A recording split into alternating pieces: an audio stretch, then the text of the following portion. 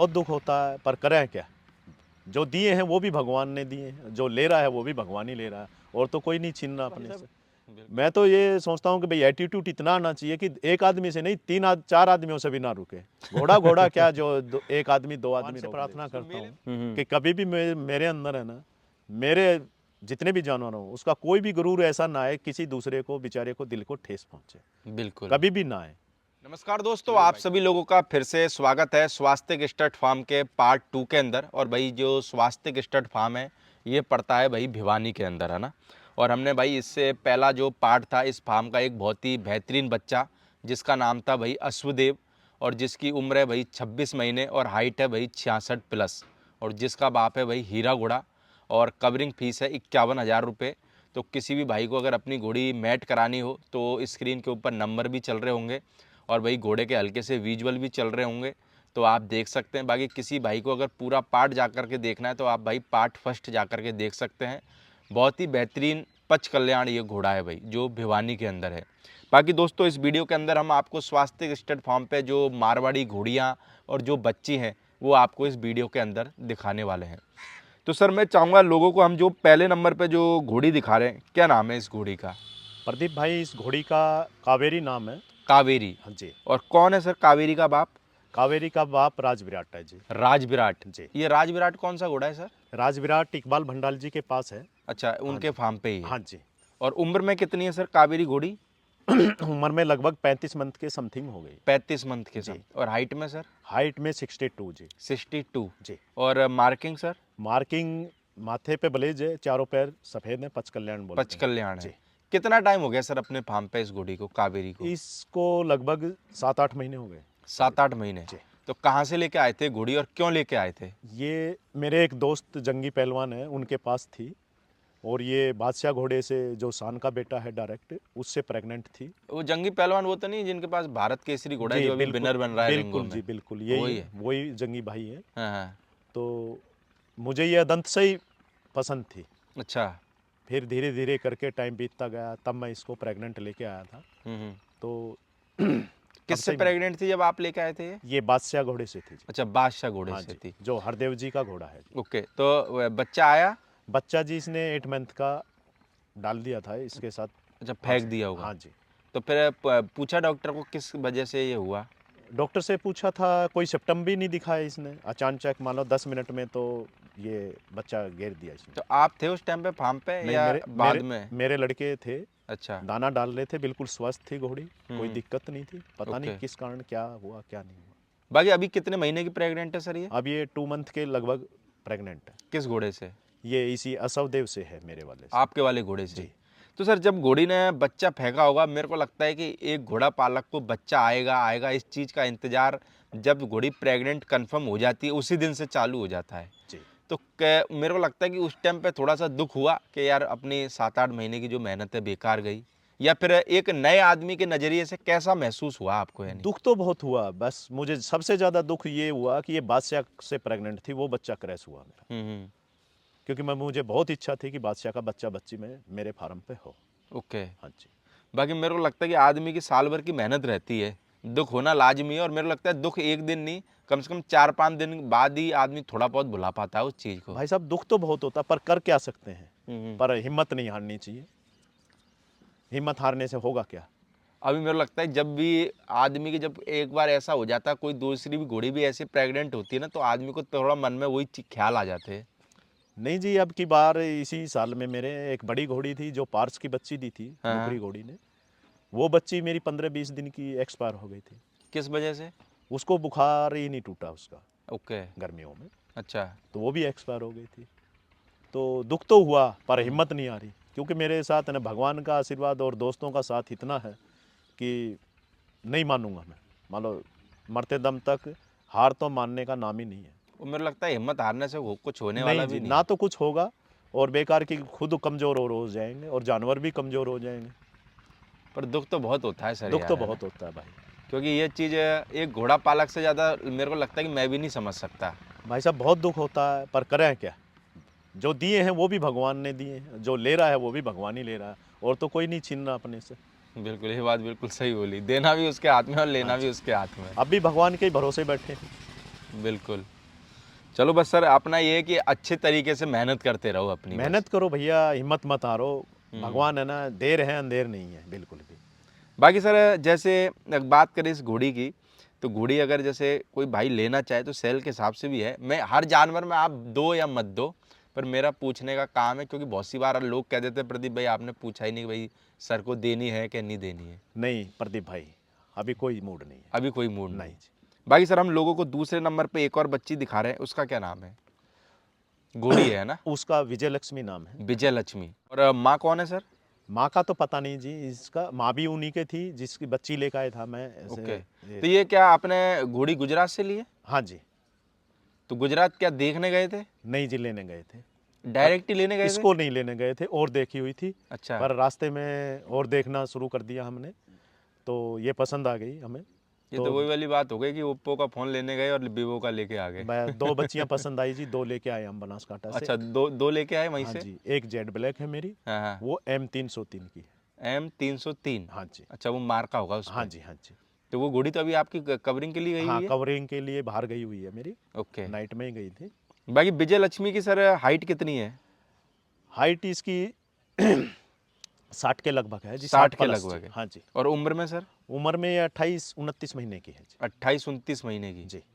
और अगर मार्किंग की बात करें सर? मार्किंग की इसके 3 पैर सफेद हैं और हाँ। माथे में पट्टा है। ये गब्बन है क्या सर घोड़ी अभी? हाँ जी। किस ये घोड़े से? ये शिवा घोड़े से है, जो शिवा घोड़ा सप्तास का बेटा है। जो राजू भाई के पास में था, अभी पंजाब आ गया वो? हाँ जी, अब्दुल्ला भाई साहब के पास में है। ओके। हाँ जी। उससे 5 महीने की प्रेग्नेंट है। 5 महीने की प्रेग्नेंट है जी। बाकी टाइम कितना हो गया विजय लक्ष्मी को अपने फार्म पर? विजय लक्ष्मी को लगभग 16-17 महीने हो गए जी। 16-17 महीने। हाँ जी। तो भाई साहब घोड़ा जैसे आप अपने जो बिजनेस है उसमें से जाते हो क्या घूमने के लिए?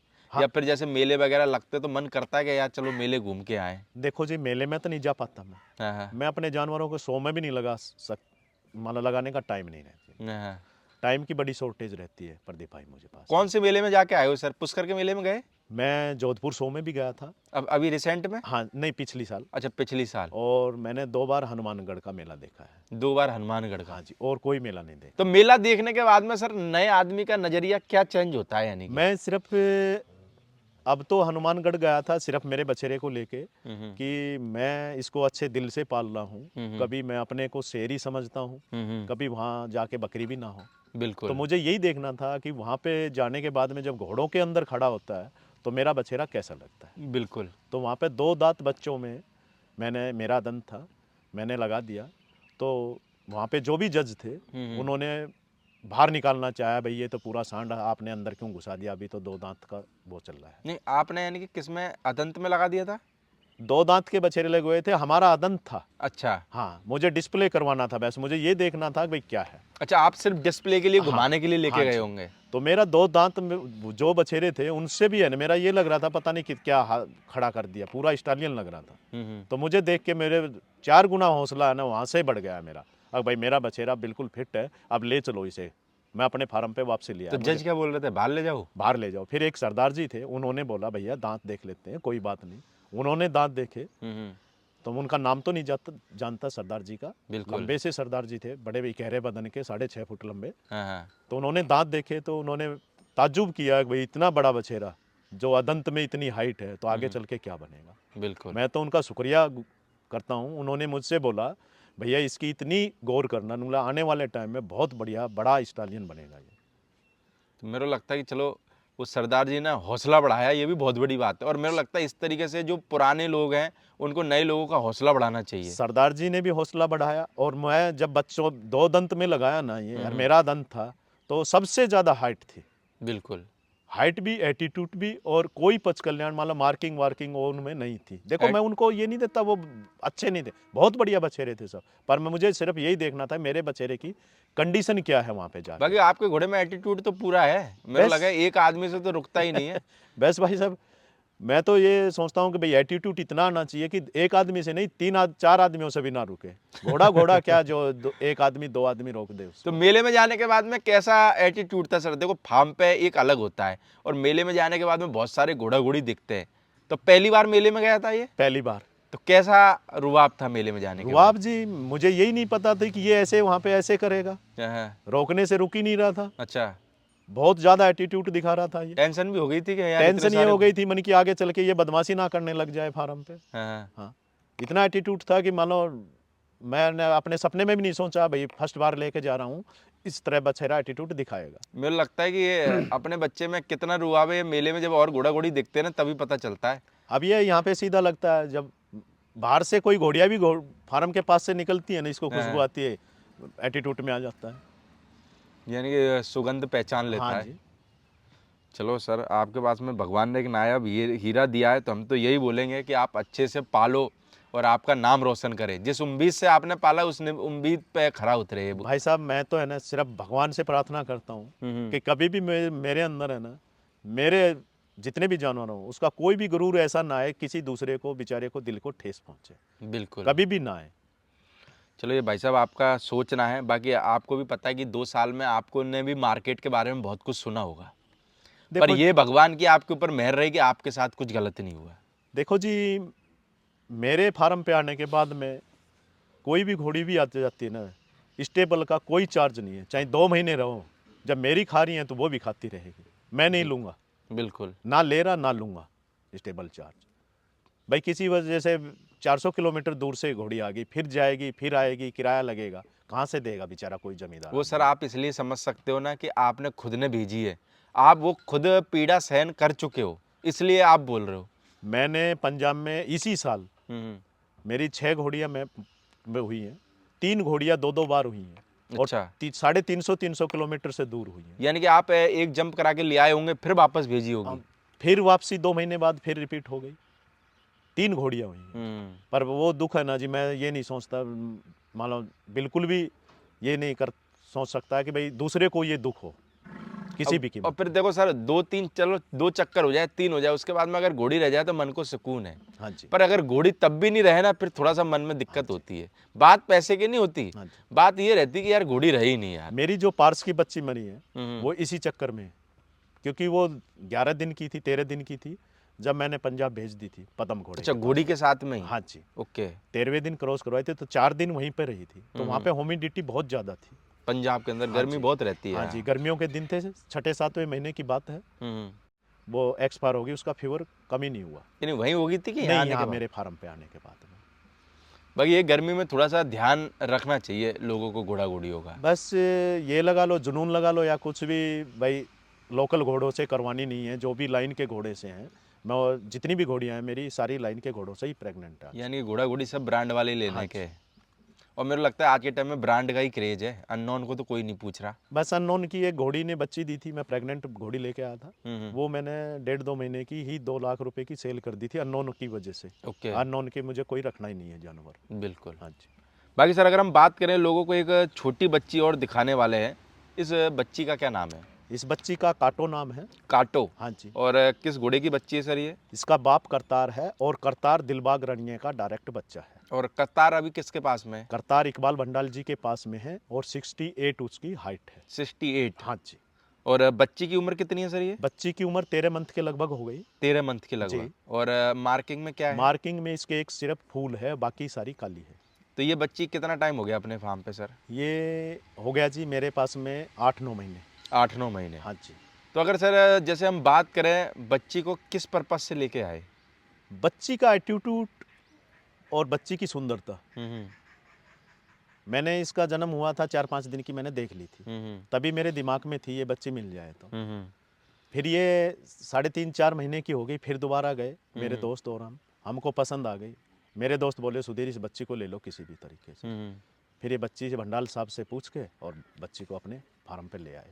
बच्चियों को मेरे को लगता है बच्चियों को भी बड़ा करना एक नए आदमी के लिए एक बहुत बड़ा टास्क हो जाता है ना? मैंने लगभग प्रदीप भाई सारी बच्चियाँ ही खरीदी हैं छोटी, कोई 10 महीने की, कोई 12 महीने की, कोई 14 महीने की, अपने फार्म पे बड़ी की हैं, पाली हैं, पोछी हैं, उनको सेवा दी है। भाई कितनी सीधी निकलती है, कौन दुलत्ता मारती है, कौन खाती है, कोई जानवर मेरा ऐसा नहीं जो कोई गलत काम करे।